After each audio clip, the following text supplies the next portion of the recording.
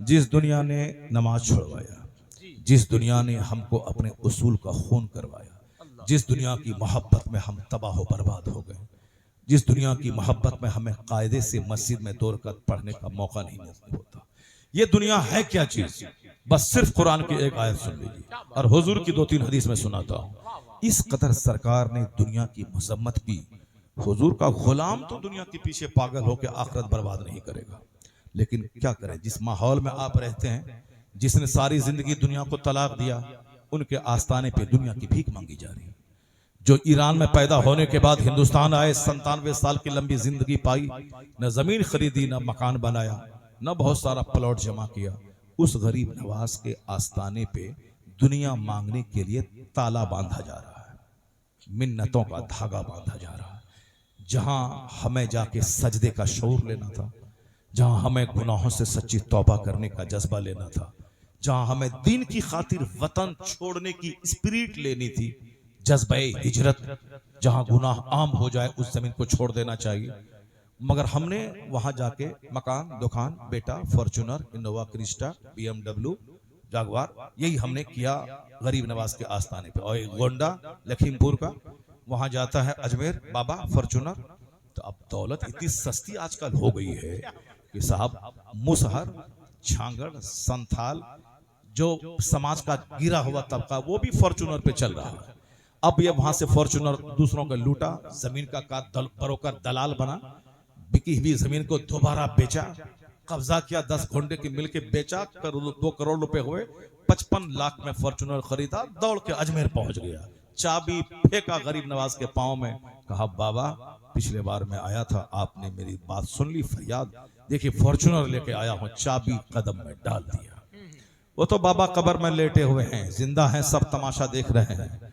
वो दुनिया अलग है, ये दुनिया अलग है। अगर बाबा अगर सिस्टम पे अमल नहीं करें तो कब्र से निकल के 2-4 तमाचा मारे उसको। अब बोले हमने बोला था कि जाके डकैती करना, फॉर्च्यूनर खरीद के आना, हमने बोला था कि दूसरों की जमीन पे कब्जा करके बेच करके फॉर्च्यूनर लेके आना, हराम कमाई लेके आए हो। तो गौसे आजम थे, गौसे आजम के पास बादशाह बगदाद ने सोने चांदी की पोटली का तोहफा पेश किया। आपने कहा नहीं लूंगा, कहा हुजूर लेना होगा, कहा नहीं लूंगा, कहा हुजूर हलाल माल है लेना होगा, कहा नहीं लूंगा। जब जिद करने लगा तो गौसे आजम ने पोटली को निचोड़ा, वहां से खून टपकना शुरू हो गया, खून टपकने लगा। और क्या कहा, अगर शरीयत की रोक मेरी जबान पे नहीं होती तो मैं बता देता कि तू क्या खा के आया है, क्या घर में छोड़ के आया है। अगर शरीयत की लगाम मेरी जबान पे नहीं होती तो मैं इस खून को छोड़ देता बहने के लिए, वहां तक जिस गरीब का माल लूट के तुमने तोहफा पेश किया है, यह खून गरीबों का उनके घर तक छोड़ देता जाने के लिए। यह सरकार गौसे आजम का जलाल था। बादशाह सहम सा गया कि सोने की पोटली से खून बहना शुरू हुआ। कोई कुछ नहीं बोलता है, मजार में तो बुजुर्ग लेटे हुए हैं, वो जिंदा हैं मगर सारा तमाशा देख रहे हैं। जो लोग वहां हाजिरी देने के लिए जाते हैं, 10 रुपए का बताशा लेके गए और 10 करोड़ की मुराद मांग रहे हैं, 10 रुपए का शकरपाला लेके गए, अब 50 करोड़ की जमीन की भीख मांग रहे हैं। बाबा मालदार बना दीजिए। इसी इंतजार में मुसलमान तबाह बर्बाद हो गए। कुदरत का सिस्टम है, आम लगाओगे आम फलेगा, कटहल लगाओगे कटहल निकलेगा, गेहूं बोओगे गेहूं की फसल पैदा होगी, धान लगाओगे धान निकलेगा। ऐसा नहीं कि लगाएं धान और जाएं अजमेर, बाबा बासमती धान की जगह पे जबरदस्त हीरे जवाहरात निकल जाए, नहीं होगा। आम का पेड़ लगाएं चले जाएं बरेली, बाबा आप तो चादर का रंग बदल देते हैं, हमारे आम के पेड़ से सेब निकाल दीजिए। बाबा आप तो जो चाहें सो कर सकते हैं, क्योंकि मुराद लेने के लिए बंदा बहुत लंबी चौड़ी तमहीद बयान करता है। बाबा आप हिंद के राजा हैं, आप साहब गौसे बगदाद हैं, बाबा आप चाहें तो ये हो जाएगा वो हो जाएगा। बाबा ने जो कहा उस पर अमल नहीं करना है, बल्कि बाबा से जबरदस्ती सोने चांदी की हांडी घर से निकल जाए, ये मुराद मांगनी है। बाबा करें 40 साल तक ईशा के वजू से फजर की नमाज पढ़ें, वो बाबा का हिस्सा था। मेरा हिस्सा यह है कि बाबा हमको अरबपति बना दे, बाबा हमको खरबपति बना दे। चाहे ईमान लूटे, दीन लूटे, तकवा लूटे, अमल लूटे, सब लूटे, लूटे जाए, मगर माल चाहिए।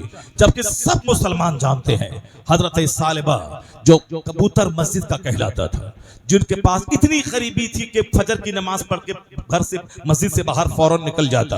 हुजूर ने पूछा जल्दी जाने की वजह क्या है? कहा सरकार एक ही कपड़ा है, मैं पहन के नमाज पढ़ने के लिए आता हूँ, घर लौट के बीवी को जाके देता हूँ, वह उस कपड़े को लपेट के, चादर लपेट के वो नमाज पढ़ती है। बोला, रोना शुरू कर दिया। कहा सरकार ने कि सब्र करो सालिमा। क्या मतलब? हुजूर के कहने का मतलब यही था, ये दुनिया तो पानी का एक बुलबुला है, आखिरत समंदर है, बस थोड़ा सा सब्र कर ले। दुनिया का 100 साल 1 मिनट है, 1 मिनट कष्ट झेल ले ताकि महासंख्यों बरस का आराम तेरा इस्तेकबाल करे। मगर हम जैसे लालायित और बेचैन लोगों को 1 मिनट का आराम चाहिए, चाहे खरबों साल आग में जले, चाहे वहां चमड़ी उधड़ जाए, चाहे खरबों साल आग में जले, वो चलेगा। अभी दुनिया में चाहिए गाड़ी, अभी दुनिया में चाहिए अच्छा कपड़ा, अभी दुनिया में चाहिए अच्छा खाना। इसलिए खाना पाखाना ये सब चल रहा है समाज में। लंगर का खाना, 11वीं का खाना, 12वीं का खाना, तीजा का खाना, 40वां का खाना, बरसी का खाना, वलीमा का खाना। साहब हमारे इलाके में एक गंदा इलाका है, वहां लाश पड़ी है जवान बेटी की। अब बाप बेचारा वो जानवर और चावल की तलाश में लगा हुआ है ताकि साथ जो जनाजे में लोग आए हैं मेहमान, उनके खिलाने का इंतजाम हो। क्या घटिया रिवाज है साहब। उधर लाश पड़ी हुई है, इधर सब घर वाला गोश्त और चावल का इंतजाम कर रहा है। कितनी घटिया सोच है, सिर्फ खाना खाना खाना। साहब तीजा 40वां का इंतजार करना, कोई मरे कि तीजा में जाए और बिरयानी दबाएं, पूरी जिलेबी साहब जबरदस्त ढंग से दबाएं, उसी खाने के इंतजार में घूमता रहता है। खाएं और पखाना करें। जबकि अकाली सलाम ने क्या कहा था? जब बादशाह मिस्र ने तबीब का तोहफा भेजा था, हुजूर ने तबीब को लौटाया, दूसरा तोहफा कबूल किया। कहा हमारे यहाँ लोग बीमार नहीं पड़ते हैं, क्योंकि हमारे यहाँ जब भूख लगती है तब लोग खाते हैं, और भूख रहती है बाकी खाना छोड़ देते हैं, इसलिए हमारे यहाँ लोग बीमार नहीं पड़ते। जिसके पैगंबर ने कम खाने पे जोर दिया, जिसका पैगंबर सारी जिंदगी कम खाता रहा, सहाबा कराम की एक जमात अहले बैत अतहार के घर में 3 दिन का फाका है। सैयदा फातिमा, हजरत मौला अली रज़ी अल्लाह ताला अन्हु के घर में 3 दिन का फाका है। यहूदी के यहाँ से आटा कर्ज ला के रोटी तैयार हुई है। आवाज आई, ए मुस्तफा के घर वाले, एक मिस्कीन दरवाजे पे खड़ा है, दे दे। पानी पी के इफ्तार है, सारी रोटियां उठा के मिस्कीन को दे दी गई। दूसरे दिन रोजा है, फिर इफ्तार के टाइम में कोई आया, कहा नबी के घर वाले साहब एक यतीम दरवाजे पे खड़ा है, सारी रोटियां उठा के दे दी गई। फिर तीसरा रोजा चालू है, पानी पीकर अब फिर बाकी मांदा आटे से रोटी तैयार हुई है, इफ्तार के लिए बैठे हैं। दरवाजे पे एक कैदी आ गया, नबी के घर वाले, एक कैदी दरवाजे पे हाजिर है। आसमान में धूम मच गई। ये मुस्तफा के घर वाले हैं, 3 दिन से फाका है, रोजे से हैं, और सारी रोटियां जो कर्ज लाके बनाई गई हैं उसको यतीम, मिस्कीन और कैदी को दे दी गई। ऐसे यह लोग होते हैं जो दूसरों की भूख को अपनी भूख पर तरजीह देते हैं, दूसरों की जरूरतों को अपनी जरूरत पर तरजीह देते हैं। कुरान की आयत नाजिल हुई, वयुतइमूना तआम अला हुब्बिही यतीमों व मिस्कीनों व असीरा। ये यतीम, मिस्कीन और कैदी को खिलाते हैं नबी के घर वाले। और खिलाने के बाद ये नहीं कहते हैं कि तुम मुसीबत में मेरा काम आना, मेरे घर में झाड़ू लगा के देना, अगर नहीं देगा फिर तुमको खाना नहीं खिलाएंगे। जैसे हम किसी मिस्कीन को खिलाया, इफ्तार करवाया, मुंतजिर रहते हैं कि हमारा घर का कोई काम कर दे, नहीं किया तो दोबारा इसको सदका फित्र नहीं देंगे। ये हम जैसे जलीलों का ये काम है। वो नबी के घर वाले हैं, क्या कहते हैं? इन्नमा नुतइमुकुम लिवजहिल्लाह ला नुरीदु मिनकुम जज़ाअन वला शुकुरा। हम सिर्फ अल्लाह की मोहब्बत में तुझको खिलाते हैं, अल्लाह से शुक्रिया भी तेरी ज़बान से सुनना नहीं चाहते। इसका सारा बदला हम रब्बे करीम से क़यामत के दिन तलाश करेंगे। ये है नबी के घर वाले जो भूखे रहकर गरीबों को खिलाते हैं। हम लोग सिर्फ खाने और पकाने में लगे हैं। साहब वलीमा का खाना है, आधी तेरी आधी मेरी, एक एक प्लेट 2-2 हजार रुपए की है। आधा खाया आधा फेंका। अपने घर में आधा केजी गोश्त मटन लाया और अपने घर के 10 लोग मिलके खा लिए। और वलीमा में गए तो 1 केजी गोश्त अकेले खा रहे हैं। लंगर में गए तो 1 केजी गोश्त अकेले खा रहे हैं। और साहब अपने घर में एक सेब के काट के 5 लोग खा लिए। और वलीमा में गए तो वहां सेब आधा खाया आधा फेंका, बिस्किट आधा खाया आधा फेंका, रसमलाई आधी खाई आधा फेंका। ये क्या है? रिस्क की तबाही और बर्बादी बता रही है। आने वाला वक्त, आने वाला फाके का वक्त आ रहा है, गुर्बत का टाइम आ रहा है, जब ताने ताने को लोग तरसेंगे। जैसे सोमालिया में रिस्क की बर्बादी हुई तो अल्लाह ने वो दिन दिखलाया, सोमालिया के लोग सब एक कटोरा लेकर लाइन में लग के यूएनओ की तरफ से जो खाना बट रहा था उसके लेने के लिए बड़े बड़े जमींदार लोग पड़े हुए हैं, लाइन में लगे हैं, घंटों बैठ के इंतजार कर रहे हैं। खाना बट रहा है, 2 मुट्ठी खाना मिल जाए ताकि मैं खा के अपनी भूख मिटाऊं। जहां रिस्क की बर्बादी होती है अल्लाह ताला रिस्क वहां से छीन लेता है। इसलिए हुजूर ने कहा था रोटी की इज्जत कर, जिस कौम से रोटी रूठ जाती है दोबारा उस कौम में नहीं आती है।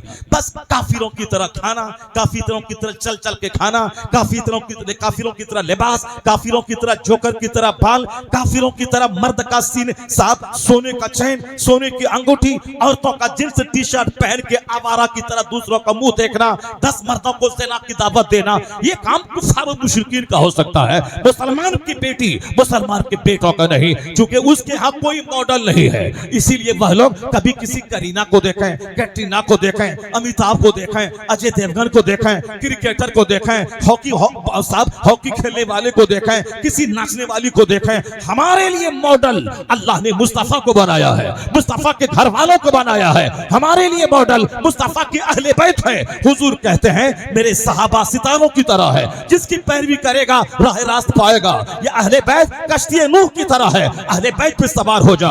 तुम्हारे दरमियान 2 चीज छोड़ के मैं जा रहा हूं, एक कुरान और एक अहले बैत। कुरान पढ़ना यह थ्योरी है, अहले बैत उस पर प्रैक्टिकल में अमल करके दिखाता है। कुरान ने कहा गरीब मिस्किन को खिला, अहले बैत ने गरीब मिस्किन को खिला के प्रैक्टिकल में करके दिखा दिया। कुरान थ्योरी है, अहले बैत प्रैक्टिकल करता है। तो अहले बैत से मोहब्बत कर ताकि जीने का शऊर मिले, कुरान पढ़ ताकि नजरिए हयात मिले, मुस्तफा को देख तो मुस्तफा को आइडियल मॉडल बना, उनकी नकल कर, उनकी पैरवी कर, उनकी सुन्नतों पे चल। औरतें मुस्तफा की बेटी फातिमा ज़हरा को मॉडल माने, पर्दे में रहे। कुरान कहता करना फी बयूते कुन्ना वला तबर्रजना तबर्रुजल जाहिलिया।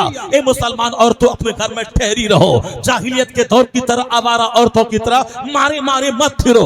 तुम घर में रहो, बरकत होगी, रहमत होगी, इज्जत होगी, नेक औलाद पैदा होगी। ऐसा नहीं होगा कि माँ आवारा फिरती रहे अब बेटा कुतुब हो जाए, अब बाप लुच्चा लफंगा रहे, काफिरों की तरह जिंदगी गुजारे और बेटा शरीफ नमाजी हो जाए। जिस तरह आम के पेट से कटहल नहीं निकलता, खेत से गेहूं के वहां से चावल नहीं होता, उसी तरह माँ बाप अगर बुरे हो कभी कोई अच्छा कुतुब अब्दाल बच्चा पैदा ना होगा। क्योंकि जब माँ हुई थी फातिमा ज़हरा और बाप हुए थे मौला अली, तब बेटा शहीदों का सरदार हसन और हुसैन पैदा हुआ। जब बाप हुए अबू साले मूसा जंगी दोस्त और माँ हुई सर से लेके पानी तक, सर से लेके पांव तक नेकी का पुतला, तब बेटा क़यामत तक के वलियों का सरदार अब्दुल कादिर जिलानी की शक्ल में पैदा हुआ। जब बाप हुए मुफ्ती नकी अली खां और माँ हुई तहज्जुद गुजार, तब बेटा अहमद रजा खां पैदा हुआ। और जब बाप हुए मुफस्सिर आज़म हिंद और माँ हुई तहज्जुद गुजार, अपने ज़ेवरात को बेचकर मंजर इस्लाम की तनख्वाह के मुदर्रिसिन की तनख्वाह दिलाने वाली, तब बेटा 10 करोड़ मुरीदों का मुर्शिद अख्तर रजा खां अज़हरी ताजु शरिया बन के पैदा। नारे तकबीर, नारे रिसालत, फैज़ाने गौसे आज़म, मसलके आला। दरगाहों को मेला बनाना छोड़ दे, औरतें सिर्फ गिरह बांध के रख लें। जब जुमा के लिए मस्जिद में नहीं जा सकती हो जो आला इबादत है, फिर मेला में जाने का परमिशन किस इस्लाम ने दे दिया? फिर मज़ार पे जाने का परमिशन किस इस्लाम ने दे दिया? ईद और बकरीद की नमाज जब औरतों पे वाजिब नहीं है, जो साल में 2 नमाज बड़ी जबरदस्त नमाज होती है, तो फिर इन औरतों को मेला में जाने का परमिशन किसने दे दिया? शौहर के जिम्मे है महर की रकम, शौहर के जिम्मे है नानो नफका, शौहर के जिम्मे है अपनी औरत को कायदे से रिहाइश का इंतजाम करना, खुराक का इंतजाम करना। अगर तुम हमारी बीवी माँ का पाँव न दबाए, माँ के कपड़े न धोए, उस पर फर्ज वाजिब नहीं है। वो मेरे लिए है, मेरी माँ है, मैं माँ का पाँव दबाऊं, मेरी माँ है, मैं माँ का कपड़ा धोऊं, वो उसकी माँ नहीं है। अगर वो धोती है तो एहसान है, वरना अगर वो न धोती हैं तो उसके लिए कोई गुनाह नहीं है। अब कोई हम दबाव भी नहीं बना सकते हैं। ये सारी इज्जतें औरतों को दी गई हैं। तू घर में रानी बन के रहा, शौहर 5 लाख 10 लाख 2 लाख जो महर की रकम है वो देगा, तीनों टाइम जो भी खाना शौहर खाएगा वो खिलाएगा, अच्छा कपड़ा तुझको पहनाएगा। घर में अलग माँ के साथ नहीं रहना चाहते हो तो शौहर पे लाजिम है अपनी बीवी का इंतजाम अलग से कर दे, वो तुम्हारी माँ के साथ रहने के लिए मजबूर ना हो, उसको अलग इंतजाम कर दें। ये सारी इज्जत इसीलिए है ताकि तू मुत्तकी बन के रहे, परहेजगार बन के रहे, पर्दे में रहे, ताकि तेरी कोख का बच्चा आवारा नहीं, मुत्तकी परहेजगार बन के समाज का एक अच्छा फर्द बन सके। मगर ये क्या तमाशा है साहब, घर से बाहर निकलना, लोगों को साहब आवारा बनाना, साहब बाजार की जीनत बढ़ाना, मेला ठेला करना। मर्द पे लाजिम है कि वाज की महफिल में जाए और जो सुने वो अपने घर की खवातीन को आके बता दे। औरतों का वाज की महफिल में आना भी दुरुस्त नहीं है। जब जुमा की नमाज के लिए जाना दुरुस्त नहीं है तो वाज की महफिल में आना कैसे दुरुस्त है? उसके लिए पर्दा इल्लत है। पर्दे की वजह से आज उर्स के मौके पर क्या होता, मीटिंग पॉइंट, 5 लड़का आया, 5 लड़की को लेके भागा। साहब मेला में ही होता है साहब, औरतें हैं 90%, मर्द हैं 10%। अब वहां मिलने की जगह, पहले हम दूसरों की मजम्मत करते थे जब औरतें कहती थी मैं पूजा करने तुझसे मिलने के बहाने में मंदिर आ गई। आज वही काम हमारे यहाँ हो रहा है कि तुझसे मिलने के बहाने में मजार पे आ गई। मजार पे आने का नाम मतलब है मिलने का बहाना। साहब 2 4 10 केसेस आ रहे हैं। इसलिए आला हजरत ने कहा था 4 हाथ आप मजार से दूर रह, फातिहा पढ़, बगैर हाथ लगाए वापस हो जा। औरतों के बारे में मत पूछ के जाना कैसा है। वो जब जाने के इरादे से निकलती हैं, वापस आने तक वो फरिश्तों की लानत में रहती है। जहां लानत बरसे वहां रहमत कहां से बरसे, वहां रहमत कहां बरसेगी? वो तो दूसरे लोग हैं जो दुनिया को पाप से भर दिया है। तुम घर में रहो, पर्दे में रहो, शौहर की दुआ कबूल होगी। अगर तू बेपर्दा रही तो शौहर खाने काबा के अंदर दुआ करे, उसकी दुआ रद्द हो जाएगी। इसलिए कि जिस तरह हराम खाने वाला वो खिलाफे काबा थाम के दुआ करे, उसकी दुआ कबूल नहीं होती। दुआ की कबूलियत के लिए हलाल ग़िज़ा शर्त है। और वो हदीस पाक का मफ़हूम है कि जिस कौम की औरतों के पायल की आवाज अजनबी मर्दों के कान में जाए, उस कौम के मर्दों की दुआ को अल्लाह रद्द कर देता है। तो तू अगर घर से बाहर निकली, अजनबी मर्दों की आंखों की जीनत बनी, तो तेरा मर्द अगर हज को भी जाएगा तो तेरे मर्द की दुआ रद्द हो जाएगी। अगर तू हराम खाएगा तो काबा में जाके दुआ करे, खिलाफे काबा थाम कर दुआ रद्द हो जाएगी। अगर तुझ पर हज फर्ज नहीं है तो हज के लिए बेचैन मत हो जा। नमाज फर्ज है, रोजा फर्ज है, इसको अदा कर। जब माल नहीं है तो ज़कात फर्ज नहीं है, जब माल नहीं है तो हज फर्ज नहीं है, तो नमाज पढ़ता नहीं है, उम्रा के लिए बेचैन है, नमाज नहीं पढ़ रहा और हज के लिए बेचैन है, मदीना जाना है, मदीना जाने के लिए बेचैन मत हो जा। मदीने वाले मुस्तफा की बात मान, मस्जिद जा, नमाज़ें 5 जमाना 5 जमात अदा कर। जो फर्ज नहीं है उसके लिए बेचैन है, और जो फर्ज है उसको छोड़ रहे हैं। यह ख्वाहिश शैतानी ख्वाहिश है। इसलिए नमाजी अगर मदीना जाने की तमन्ना पाल रहा है, यह जबरदस्त ख्वाहिश है। जो फर्ज है अदा कर रहा है, और जो फर्ज नहीं है उसके लिए रब से भीख मांग रहा है, लोगों से कर्जा नहीं ले रहा है, लोगों से भीख नहीं मांग रहा है। अगर हज फर्ज नहीं है तो हज के लिए बेचैन मत हो जा। अब नमाज़ें 5 जमाना मस्जिद में जाके पढ़।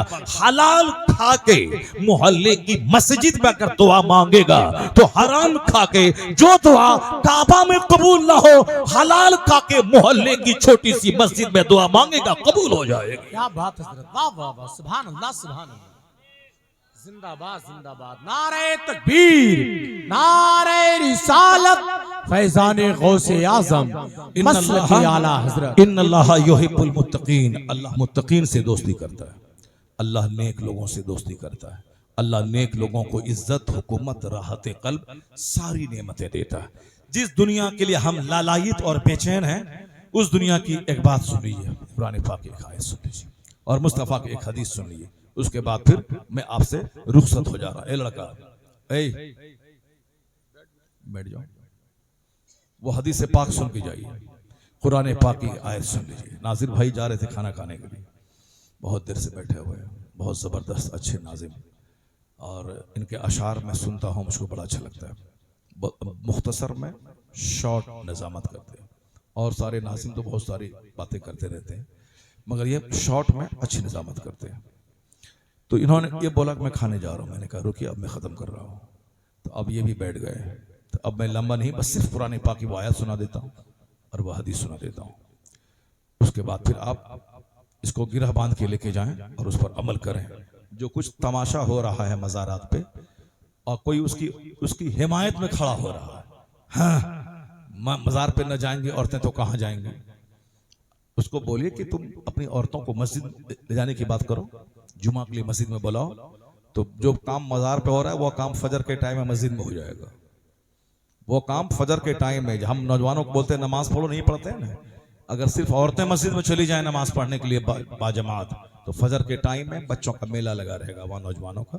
जैसा मेला चौक चौराहे पे रहता है दूसरों को देख करके आंख सेकने का मेला, वो सारा मेला मस्जिद में लग जाएगा। इसलिए इस्लाम का सारा कानून हिकमतों से भरा हुआ है। इस्लाम का सारा काम फुल ऑफ विजडम, हिकमत से भरा है। औरतें इसीलिए घर में पढ़ें ताकि मस्जिद अखाड़ा ना बन जाए, मस्जिद चौक चौराहे में तब्दील ना हो जाए। इसीलिए है ताकि वो पर्दे में रहने की चीज़ है, पर्दे में रहे। पर्दे में हुस्न भी छुपा रहता है ताकि कोई भेड़िया नजर न डाले। अब पर्दे में ऐब भी छुपा रहता है ताकि एक औरत समाज में ज़लील ना हो। अब कुरान शरीफ की आयत सुनिए, अल्लाह फरमाता है लौला अन यकूना नासु उम्मतन वाहिदा ला जअलना लिमन यकफुरु बिर्रहमान लिबुयूतिहिम सुक़फ़म मिन फिद्दा व मआरिजा अलैहा यज़हरून। जरा 1,00,000 बार इस आयत को पढ़िए, आंखें भीग जाएंगी। जिस दौलत के लिए हम लालायित और बेचैन हैं, आए दिन रोजाना अरबपति सारी दौलतें छोड़ के मर के कब्र में सड़ने के लिए चला गया। उसके साथ गया उनका झूठ, उनकी हरामखोरी, उनका सूद, उनका नाजायज काम करना, वो सब उनके साथ चला गया।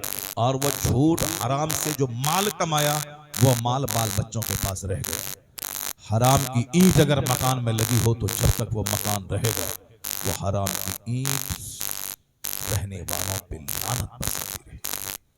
हराम का एक धागा अगर बदन पे रहा, जब तक वो कपड़ा रहेगा, वो कपड़ा उस पे लानत बरसाता रहेगा। बस मकान, दुकान, गाड़ी, फॉर्च्यूनर, इनोवा, क्रिस्टा सब खरीदा हराम तरीके से और छोड़ के मर गया कब्र में गया। अब वहां सड़ा, अब खरबों साल के आग में वहां जलने के लिए पहुंच गया। अक्लमंद वो नहीं है जो एक दिन के सुख के लिए खरबों साल की आग को एहतियात करे। अक्लमंद वो है जो एक दिन का कष्ट झेल ले ताकि इसको झेलने के बाद अरबों साल की जन्नत में पहुंच जाए।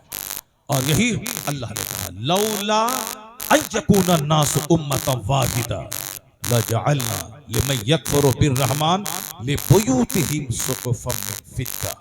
अल्लाह कहता अगर सारे लोगों के काफिर होने का चांस नहीं होता तो हम अपने दुश्मनों को, रहमान के मुनकिरों को, अपने बागियों को इतनी दौलत देते कि उनके मकान की छतें चांदी की बना देते। अल्लाह क्या कहता है? जो हमको नहीं मानता, जो हमारा इनकार करता कि कोई अल्लाह नहीं है, इनकार करने वाले को काफिर कहते हैं। जो अल्लाह में दूसरे को शरीक करे अल्लाह की जात में, उसको मुशरिक कहते हैं, मुशरिक काफिर। तो अल्लाह कहता है अगर ये सारे लोगों के काफिर होने का चांस नहीं होता तो मैं अपने दुश्मनों को इतनी दौलत देता कि उनके मकान की छतें चांदी की बना देता। आज मुशरिकीन की दौलत देख के हमारा बेटा घबरा रहा है। हम बीड़ी बनाते हैं, ठेला चलाते हैं, सिगरेट बेचते हैं, चश्मा बेचते हैं, बच्चों को बनियान बेचते हैं, ठेला रेडी चलाते हैं। और ये सारे जो अल्लाह को नहीं मानते हैं वो अरबों में खेलते हैं, खरबों में खेलते हैं।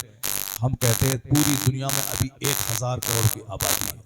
एक नाम बता दो तुम जिसके पास सोने का घर हो, जिसके मकान की छतें चांदी की हों, एक नाम नहीं बता पाओगे। 4,000 रुपये का घर है, 36,000 करोड़ का घर है, ये है वो सब ईंट और पत्थर का घर है, 130 मंजिला घर है, सोने की छत किसी के पास नहीं है। लेकिन अल्लाह क्या कहता है? अगर सब आदमी के काफिर होने का चांस नहीं होता तो हम काफिरों को इतनी दौलत देते कि उनके मकान की छतें चांदी की बना देते। आप समझेंगे मेरे लोग? समझे ना? ये लोग समझने में लेट कर रहे हैं। अगर अल्लाह काफिरों के घर की छत चांदी की बना देता तो उसकी दौलत छत देख करके सारे लोग काफिर हो जाते, सारे लोग काफिर हो जाते। जैसे आज समाज में कोई सूद खा के दौलतमंद बना तो उस इलाके का सारा आदमी सूदखोर बन जाता है कि ये दौलत कमा रहा है, हम भी कमा रहे हैं। तो अल्लाह कहता है कि सारे लोग काफिर हो जाते। अगर ये अंदेशा नहीं होता, ये चांस नहीं होता तो हम इतनी दौलत इसको दे देते कि उनके मकान की छतें चांदी की बना देते, उनके मकान की सीढ़ियां चांदी की बना देते जिस पे चढ़ के वो छत पे जाता। वो मआरिजा अलैहा यज़हरून, उन काफिरों के घर की सीढ़ियां चांदी की बना देती, जिसपे वो चल के छत पे चढ़कर वाले बुयूतिहिम अबवाबम व सुररन अलैहा यत्तक़ून व ज़ुख़रुफ़ा। पढ़िए, बस माँ बाप मरे, बच्चे को बुलाया, कुरान पढ़ा, कुरान में जिंदगी है, सारी चीजें मौजूद है। कोई पढ़े तो सही, अगर इस आयत को गौर से पढ़ ले तो बंदा मर जाएगा मगर वो हराम की तरफ निगाह उठा के वो काफिरों के सोने के घर को भी देखने के बाद थूक देगा, बोलेगा मिट्टी की दीवार या सोने की दीवार दोनों बराबर है। वो दीवार जो हमेशा रहे तब न वो दीवार है, वो जिंदगी जो हमेशा रहे वो न जिंदगी है। ये तो कदम कदम पे, अभी नीचे गिरा मौत आ गई, एक्सीडेंट किया, बाइक से चला, डेड बॉडी वापस आई, जहां हर वक्त मौत का खतरा है। नहीं एक्सीडेंट किया, 70-80 साल में ऐसे ही सब मर जाता है। तो जब मर के सोने का घर रहे या मिट्टी का घर रहे, छोड़ के जाना ही है, तो फिर सोने का घर मिट्टी का घर दोनों बराबर है। अब हमको जाना है सीतापुर से दिल्ली, अब एसी डब्बे में चढ़े वो भी चला गया दिल्ली, और जो जनरल डब्बे में गया वो भी चला गया दिल्ली। वो प्लेटफॉर्म पे दोनों खड़ा है, अब वो दोनों खड़ा है, दोनों दिल्ली पहुंच गया। तो अब जहां पहुंचना है वहां असल में वहां का इज्जत है, वहां का जिल्लत है, वहां का काम है, असल वो है। वरना ये 4 दिन की चांदनी सोने का घर रहे तो भी मर के कब्र में जाके सड़ना, या मिट्टी की दीवार में रहा तो भी वही अंजाम है। तो फिर ये 4 दिन की चांदनी की खातिर 4 करोड़ बरस खरबों साल जहां रहना है, वहां की तकलीफ को कोई एक अक्लमंद कभी उस तकलीफ को पसे पुष्ट डालकर दुनिया के लिए वो नहीं मरेगा। अल्लाह ने क्या कहा, ये दुनिया मैं काफिरों को इतनी दौलत में दे देता, आज जो देख रहा है कुछ नहीं है, इतनी देता कि उनके मकान की सीढ़ियां चांदी की बना देता, उनके मकान की छतें सोने चांदी की बना देता, उनके घरों को ज़ुख़रुफ़ा तरह तरह की आराइशों से भर दे। ज़ुख़रुफ़ के माने गोल्ड भी होता है, ज़ुख़रुफ़ के माने और ऑर्नामेंट भी होता है, सजावट आराइश सब भर देता है। लेकिन अल्लाह आगे कहता है, अगर मैं ऐसा कर भी देता तो कितने दिन तक वह उसमें रहेगा। अगर मैं सोने चांदी का घर मकान बना भी देता काफिरों को तो कितने दिन तक वो उसमें रहेगा। अल्लाह कहता, बल आखिरतो इंद रब्बिका लिल मुत्तकीन, मरने के बाद जो आखिरत है वहां की सारी भलाई, सारी नेमत, सोने चांदी का मकान, हद्दे निगाह तक फैला हुआ घर, दूध की नहर, शराबन तहूरा की नहर, असलम मुस्तफा की नहर, 70 खूबसूरत हूरें जो 70 जोड़े पहनने के बावजूद उनका हुस्न ऐसा दिखाई देगा जैसे सफेद रंग, सफेद बोतल में लाल रंग की शराब रख दी गई हो, उसकी पिंडली ऐसी चमकेगी, वह थूक दे तो दुनिया का सारा समंदर मीठा हो जाए। वह सारा हुस्नो जमाल, वह सोने चांदी का घर तेरे लिए तैयार है। आखिरत की भलाई मुत्तकीन के लिए है, जो दुनिया में डर के रहा, सहम के रहा, गुनाहों से बचता रहा, हराम से बचा, अल्लाह हमेशा अल्लाह की बारगाह में सजदा 5 वक्त करने के लिए मस्जिद जाता रहा। तो 70-80 साल 1 मिनट जहां खत्म हुआ, खरबों साल का आराम उस पे कुर्बान होता। क्या बात है। अल्लाह ने कहा कि इसलिए तुम इनकी दौलत को देख के घबराना मत। अगर सारे लोग काफिर होने का चांस ना होता तो इतनी दौलत देते कि सारे काफिरों के घर की छतों को चांदी की बना देता, और उसको देख के सारे लोग काफिर हो जाते। और यह तो हदीस पुराने पाक की आयत होगी। अब हदीस सुनिए, मुस्तफा क्या कहते हैं। हुजूर कहते हैं, लौ कानती दुनिया फअदलु इंदल्लाह जनाह बऊदा मा सका काफिरन मिनहा शुरबत माइन। मुस्तफा कहते हैं, अगर यह दुनिया का वैल्यू मच्छर के पर के बराबर होता, मच्छर कितना छोटा है, उसका पर कितना बारीक है। हुजूर कहते हैं, मच्छर के पर के बराबर भी अगर इस दुनिया का कोई वैल्यू होता, ये दुनिया जिसके लिए नमाज रोजा सब छोड़ के पड़े हुए हैं, 50 लाख रिश्वत दे के नौकरी लेने के लिए लालायित और बेचैन है। आप बेचैन हैं, कुछ भी हो नौकरी मिल जाए, चाहे कुछ भी हो मगर नौकरी मिल जाए, चाहे इल्म का वकार दाव पे लगे, चाहे हरामखोरी हो, कुछ भी हो मगर नौकरी मिल जाए। मुसलमान नौकरी के लिए बेचैन है। जो बादशाह बनने आया था वो मुलाजिम बनने के लिए बेचैन है। जो हाकिम बनने के लिए आया था वो साहब दूसरों के झोला ढोने के लिए नौकर बनना चाहता है। इतना इल्म हासिल कर कि नौकरी मिले तो 1 लाख कमाएगा, अब प्राइवेट सेक्टर में जाएगा तो 10 लाख महीना कमाएगा। एक बच्चा इसी इलाके का, वो आज से 15 साल पहले की बात है, IAS की तैयारी कर रहा था। वो IAS में किसी वजह से नहीं निकाल पाया, हालांकि बहुत अच्छा था लड़का, मगर चूंकि IAS में PT है, मेंस है, फिर ओरल वाइवा है, 3 एग्जाम देना पड़ता है। अब मुमकिन है कि किसी की राइटिंग अच्छी है तो स्पीकिंग पावर अच्छी नहीं है, तो उसमें तो सब कुछ देखा जाता है। मेंस PT निकाले, मेंस निकाले, ओरल में स्पीकिंग पावर देखी जाती है, ये कैसा बोलना चाहता है। गोरखपुर की एक लड़की इस बार 9वां स्थान लाई, मुसलमानों की बेटी नौशीन, तो वो उसका ओरल पावर, बोलने की ताकत अच्छी थी, रिटेन पावर भी अच्छी थी। तो इस तरीके से उसमें कोई लिखने में अच्छा है, बोलने में कमजोर है। अब साहब किसी की फिजिक्स, केमिस्ट्री, मैथ ठीक है, तो लिटरेचर, अदब सही नहीं है, तो अब कुछ न कुछ रहता है कि मेरी वो बच्चा मैथमेटिक्स का कीड़ा था, लेकिन किसी वजह से IAS नहीं निकाल पाया। मगर मैथमेटिक्स की सलाहियत ने उसको इतना ऊंचा करके हैदराबाद के एक इंस्टीट्यूट में जॉब मिला, 10 लाख रुपए महीना कमाने। DM की तनख्वाह कितनी है? 1.5 लाख। अब वो प्राइवेट से 10 लाख महीना कमा रहा है। सलाहियत बर्बाद नहीं होती। अब वो बिल्कुल हेलीकॉप्टर पे चल के इस इंस्टीट्यूट में, उस इंस्टीट्यूट में जा रहा है। गवर्नमेंट की नौकरी मिलना ये कोई बहादुरी नहीं है, मिल गया खुद से मिल जाए तो वाह वाह, उसके लिए बेचैन नहीं होना चाहिए आदमी, वरना सारी जिंदगी बंद जाता है। बारिश, तूफान, आंधी, हवा, मैयत, जनाजा, बस जाना ही जाना है। तो अपनी दुकान है, अपना ठेला लगाना है, सेब बेचना है। आज बारिश है, नहीं गया, घर में शादी है, नहीं गया, साहब किसी का जनाजा है, नहीं गया, अपनी दुकान है, कौन क्या बोलने वाला है। सबर कर लेंगे, आज कारोबार नहीं हुआ, कल हो जाएगा इंशाल्लाह। नौकरी में तो जाना है आपको, जो लिमिटेड छुट्टी है वही लिमिटेड छुट्टी है।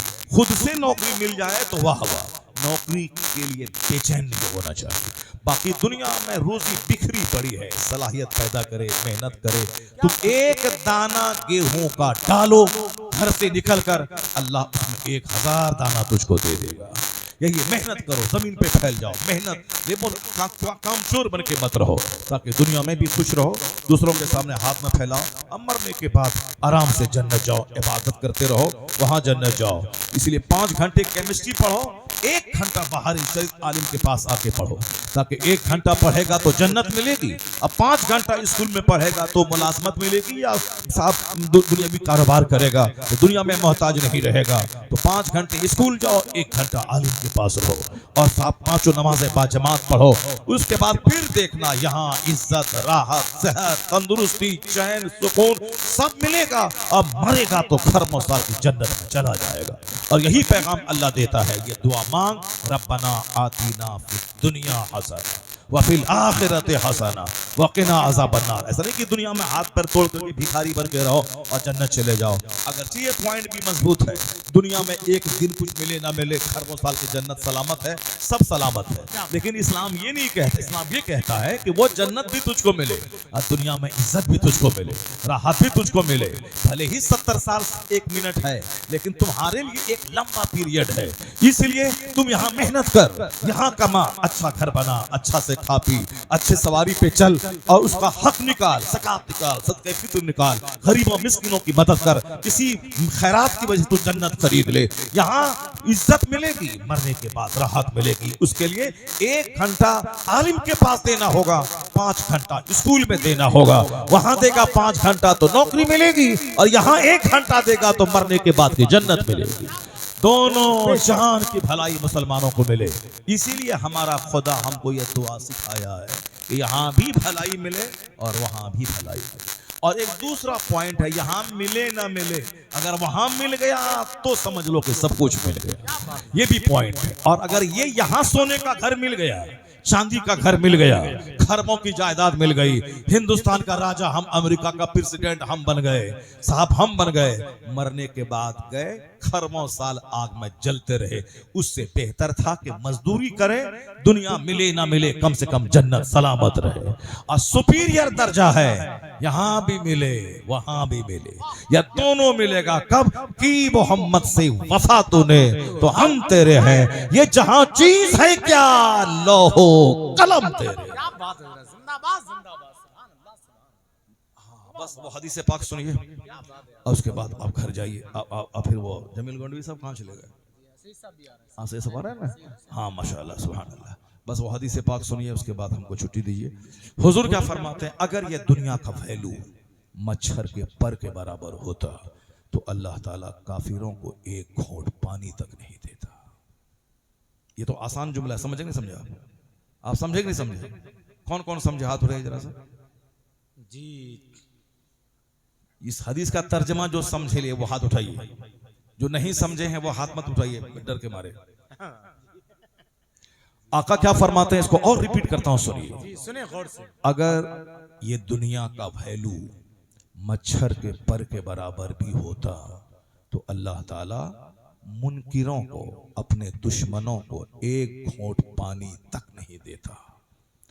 अब अगर अल्लाह अपने दुश्मनों को, अल्लाह का दुश्मन कौन है? जो अल्लाह को नहीं मानता, जी जो अल्लाह का इनकार करता है। अल्लाह ताला अगर अपने दुश्मनों को खरबों दे दिया है, महासंख्यों दे दिया है, इसका मतलब मच्छर के पर के बराबर भी वैल्यू इसका नहीं है। इसीलिए अल्लाह अपने दुश्मनों को खरबों दे दिया।